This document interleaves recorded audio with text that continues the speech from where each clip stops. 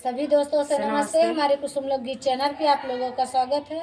सुनैना देहाती official channel पे आप लोगों का स्वागत है। कुसुम ऑफिशियल चैनल पे आप लोगों का स्वागत है। 3 चैनल है, तीनों चैनल पे आप लोगों का स्वागत है। देखिए, बहुत प्यारा सा भोलेनाथ का आज दिन है, महादेव का।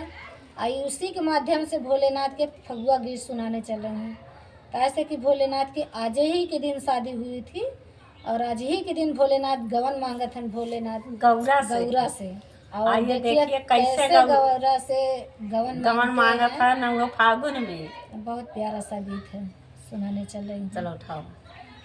भोला मांगई गवनवा फागुन में, भोला मांगई गवनवा फागुन में, भोला मांगई गवनवा फागुन में, भोला मांगई गवनवा फागुन में। पहला संदेशा भोले के आया, पहला संदेशा भोले के आया।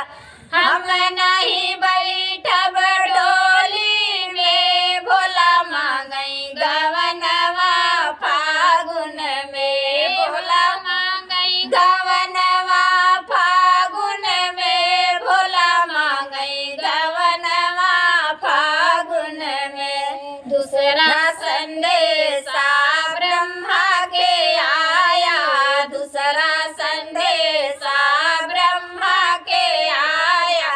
हम नहीं बैठब डोली में, भोला मांगई गवनवा फागुन में, भला हम नहीं बैठब डोली में, भोला मांगई गवनवा फागुन में, भोला मांगई गवनवा फागुन में, भोला मांगई गवनवा फागुन में। तीसरा संदेशा विष्णु के आया, तीसरा संदेशा विष्णु के आया।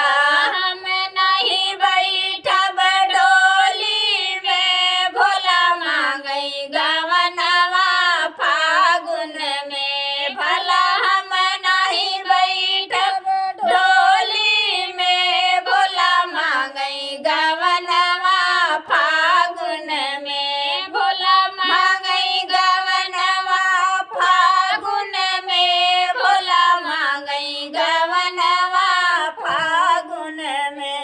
चौथा संदेशा कंधा के आया, चौथा